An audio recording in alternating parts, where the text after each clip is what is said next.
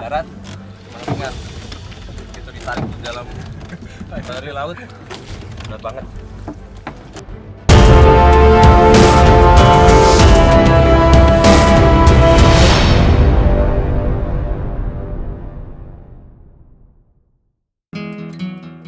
Pak Adet adalah warga desa Legok Jawa, Pangandaran. Awalnya, ia berprofesi sebagai seorang supir truk. Setelah 10 tahun di jalanan, Pak Adet kemudian memutuskan untuk alih profesi menjadi nelayan. Untuk kebutuhannya selama melaut, istrinya Rositi menyiapkan perbekalan yang dibutuhkan selama melaut. Hari lauk mah nya macam-macam loh. Iya beka sakti warnanya itu ya sangu.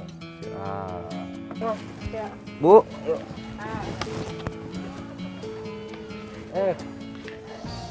Menjelang sore, kami pun berangkat. Tak banyak perlengkapan yang kami bawa. Semoga saja kami semua mendapat tangkapan yang memuaskan. Sesampainya di pantai, air laut masih surut. Mau tidak mau, kami harus mendorong kapal sampai ke tengah. Untungnya, sesama nelayan sudah terbiasa saling membantu. Pekerjaan yang berat menjadi lebih ringan.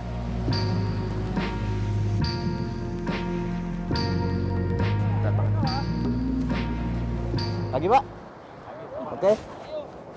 1, 2, 3.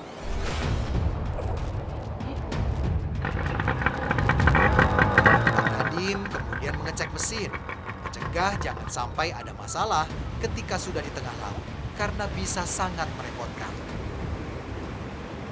Kapal yang menjadi sandaran hidup Pak Adet adalah bantuan dari Kementerian Perikanan dan Kelautan Republik Indonesia.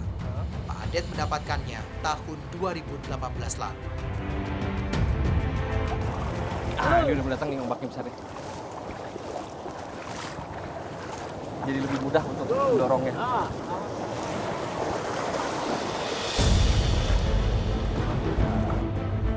Deburan ombak pantai selatan memang menciutkan nyali. Tapi sepertinya para nelayan di sini sudah terbiasa. Kejelian awak kapal sangat dibutuhkan ketika mengatur arah. Jangan sampai kapal terbalik gara-gara terhempas ombak. Walaupun menurut Bapak keadaan lautnya aman atau bagus, tapi tetap saja gelombang di pantai selatan ini mencapai 4 meter tingginya. Bayangin. Padahal cuaca bagus. Kapal yang kami tumpangi lalu berlayar ke tengah laut, menuju lokasi tempat berkumpulnya ikan. Semoga saja hasil tangkapan kami akan melimpah. Udah nyampe, Pak? Nah, setelah 1 jam perjalanan dari pinggir pantai, sekarang saatnya kita turunin jaring yang udah disiapkan oleh Bapak. Pilihan lokasi ternyata memang sudah ditentukan.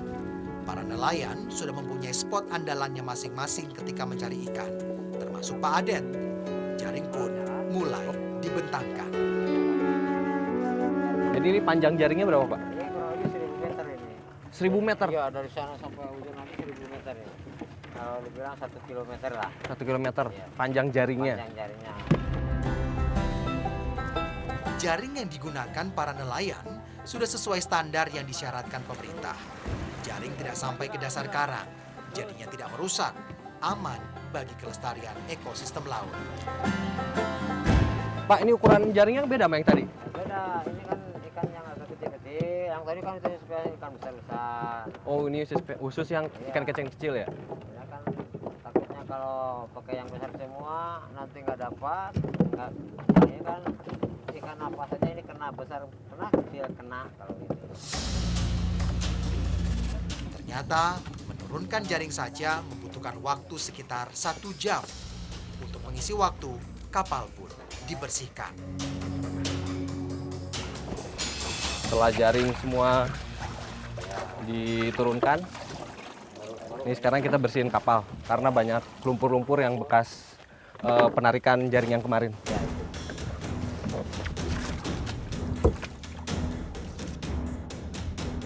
Mentari mulai menghilang. Pekatnya malam dihiasi kelap-kelip lampu-lampu kapal. Sambil menunggu waktu menarik jaring, Pak Fuad asyik memancing. Sementara Pak Adet sibuk menyerok cumi yang mendekat ke kapal. Ya, cahaya lampu di kapal memang menarik perhatian cumi. Dengan mudah, cumi bisa ditangkap. Akhirnya, setelah 2 jam melepas jaring, kami pun bersiap-siap menariknya. Pak, ini fungsinya apa jas hujan, Pak? Ya supaya tidak basah, nanti kan narik jaring basah, kalau pakai ini nggak basah. Oh, Ya, dipakai dulu. jadi biar meminimalisir basahnya, Pak ya? Ya. Ikan yang menjadi target tangkapan kami adalah sejenis ikan kembung yang disebut ikan beluruma. Semoga saja banyak ikan yang kami dapat. Ternyata, menarik jaring membuat energi saya terkuras habis. Apalagi kondisi ombak yang cukup kencang terus membuat kapal bergoyang, membuat saya pusing. Jaring ini kalau di darat ringan. Begitu ditarik di dalam dari laut, berat banget. Ternyata, tak banyak ikan yang terperangkap dalam jaring. Satu kotak gabus tempat menyimpan ikan saja tak sampai terisi penuh. Bagaimanapun, kami bersyukur masih ada rezeki yang kami dapat. Berapa lama tadi, Pak, kita narik? Ya, Sampai habis 2 jam ada? 2 jam lebih lah. Setelah 2 jam narik jaring, sekarang waktu ini nanti yaitu makan malam. Udah mulai pada lapar. Udah mulai jam 11, Pak ya sekarang ya. Ya. Kita makan dulu. Makan bersama di tengah gelapnya lautan ternyata membawa kesan mendalam bagi saya. Meski menunya terbilang sederhana, terasa begitu nikmat. Perut udah kenyang nih, Pak. Bapak ini habis ini mau lanjut ini lagi, nurunin jaring lagi. Ya, lanjut. Kalau gitu saya boleh izin istirahat nggak, Pak? Ya, boleh. Boleh ya, Pak ya. Ini udah mulai pusing juga karena ayunan air lautnya lumayan agak kenceng ini. Bisa, Pak ya? Ya. Kalau gitu saya pamit duluan, Pak ya.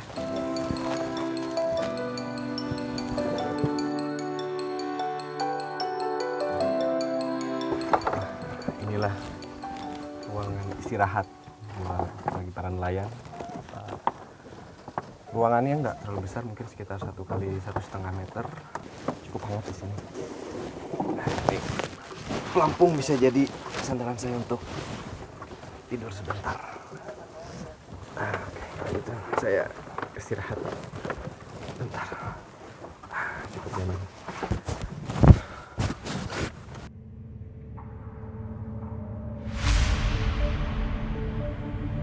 Saya tertidur pulas, dan ketika bangun, hari sudah terang. Pak Adet dan awak kapal lainnya sudah siap menarik jaring kembali. Yuk, bantuin jaring yuk. Tarik yuk.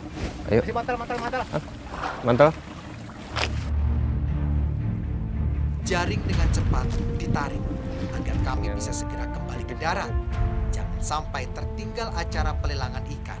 Bisa-bisa hasil tangkapan tak terjual. Oh, berarti Bapak dulu pencari lobster? Nah, Bukan nelayan ikan awalnya? bukan dulunya lobster dulunya. Terus kenapa beralih ke nelayan ikan, Pak? Ya, namanya cari usaha. Bukannya lebih untung lobster, Pak? Ya, kalau memang lobsternya yang besar ya untung lah. Kan sekarang ada kebijakan yang kecil-kecil nggak bisa diambil gitu. Perjalanan ke darat tak beda saat berangkat melaut. Ombak yang cukup tinggi terus saja menghantam kapal.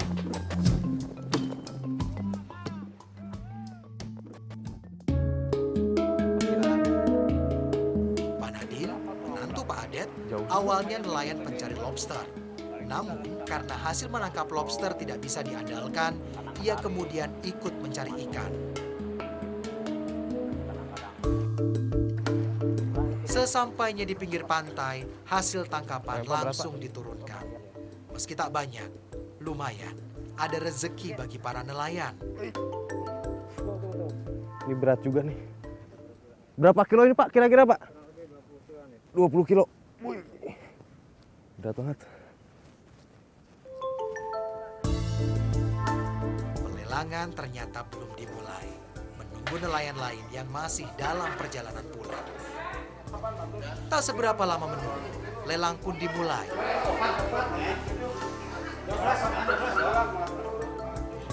Para nelayan berharap ikannya terjual dengan harga yang tinggi. Berarti ini untuk hasil Hasil tangkap semalam ini untuk satu orang dapat totalnya 400? 425.000. 425 satu malam kemarin. Iya. Ini nggak dibagi rata berarti Pak ya? Enggak. Jadi kalau untuk pembagiannya bagaimana Pak? Ini kan 40%. Yang berangkat kan 3 orang. Betul. Nah, ini sisanya buat modal lagi. Full bensin. Oh. Ternyata tak banyak uang yang bisa dibawa pulang. Sepertinya tak sepadan dengan beban kerja yang cukup berat semalaman. Ada apa di lelang ini? 55 55.000 untuk satu malam. untuk satu malam. Satu hari semalam. Kira-kira cukup Pak untuk Ya, sehari-hari? kalau yang cukup yang nggak cukup lah. Cuma daripada tidak dapat ya lumayan. Seberapapun besarnya rezeki yang dibawa Pak Adet pulang, istrinya tak pernah mengeluh. Apalagi menjadi nelayan kecil memang tak mudah, sangat tergantung musim. Jika tidak melaut, Pak Adet mengisi waktunya dengan membetulkan jaring. Sang istri dengan setia menemaninya. Dari 3 anak perempuannya, kini tinggal 1 orang saja yang masih sekolah. Hidup dengan penghasilan yang tak menentu memang berat. Namun Pak Adet pantang menyerah demi keluarganya.